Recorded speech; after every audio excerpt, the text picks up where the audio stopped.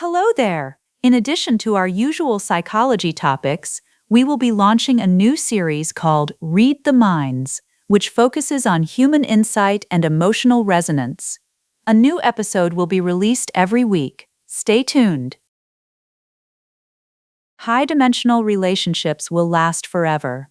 If you look at those who spend years breaking up and getting back together, or those who cause dramatic scenes that everyone knows about, every single one of them ends up completely separated in the end. The people who truly stay together forever, you can't even tell they are trying that hard. There are no grand vows, no 24/7 check-ins, no constant couple posts on social media. You might even feel like these two are living separate lives and being too cold to each other. Yet, 10 or 20 years pass, and they are still together. What's more, you can tell the relationship is alive, not just settling. That's what high-dimensional versus low-dimensional means. What is a relationship between a man and a woman? It is an exchange. I give you emotional value, and you give me financial security. You treat me well, so I treat you well.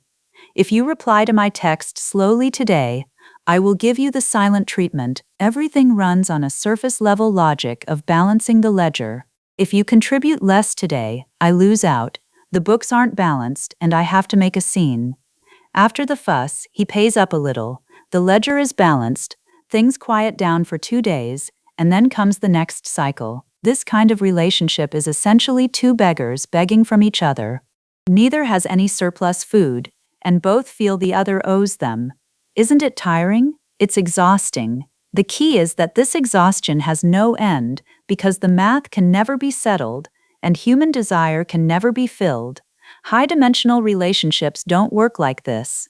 A high-dimensional relationships isn't two half-circles coming together to make a whole. High-dimensional relationships are two complete circles, each with its own independent core and orbit. Then, through gravity, they naturally form a binary star system. You don't consume me, I don't parasitize you. We orbit independently, yet in the same system.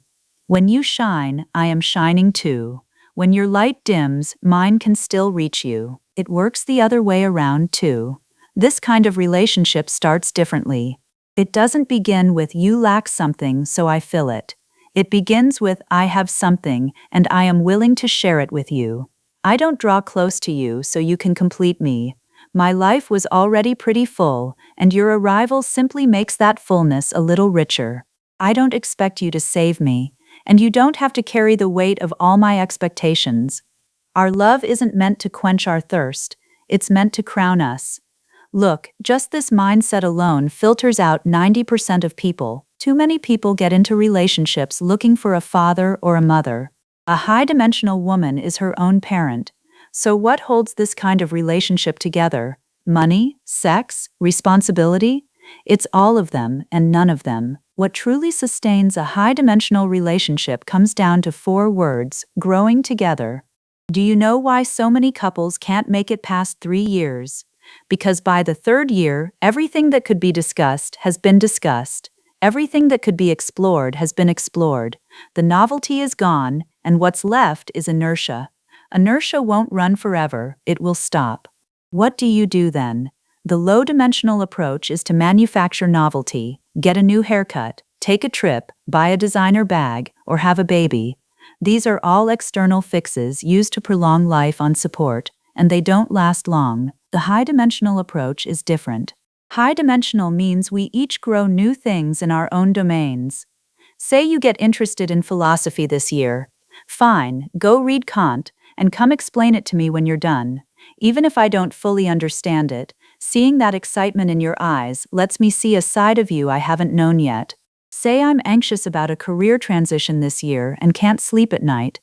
You sit with me in the middle of the night, listening to me talk through thoughts I can barely untangle myself. I change a little, you change a little.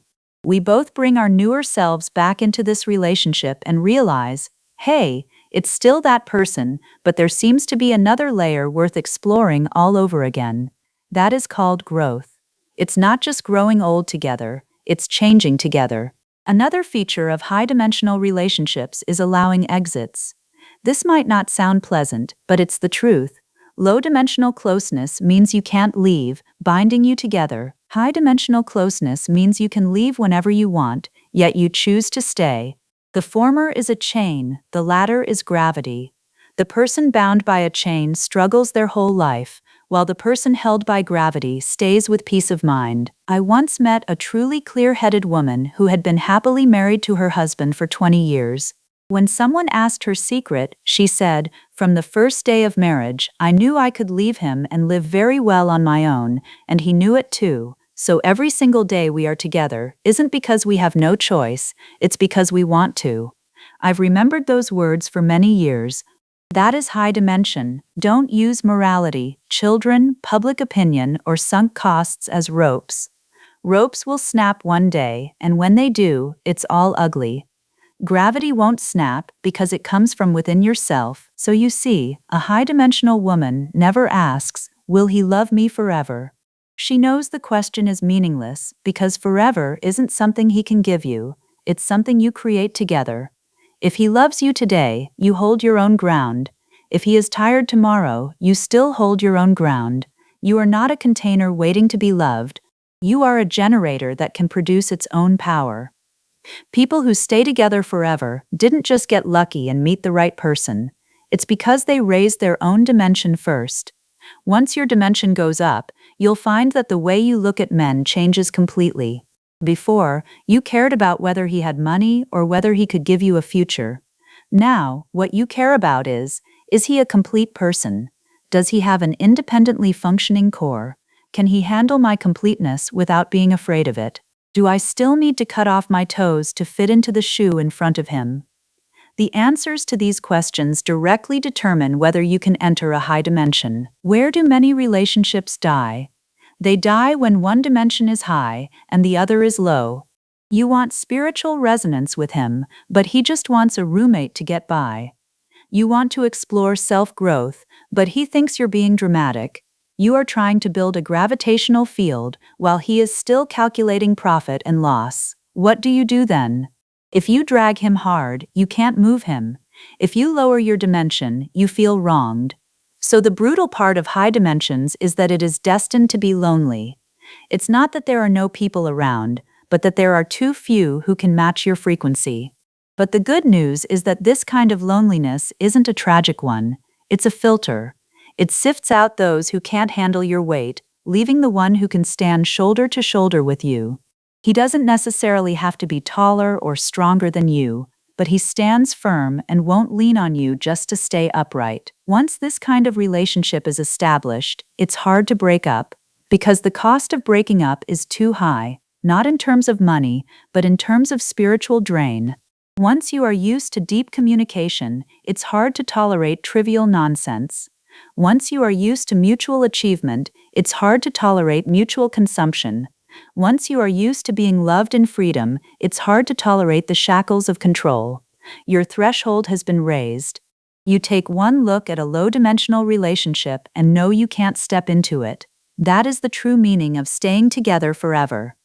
It's not because you signed a contract, it's because you can't go back. High-dimensional relationships will last forever. Thank you for listening to this episode of Read the Minds. See you next time.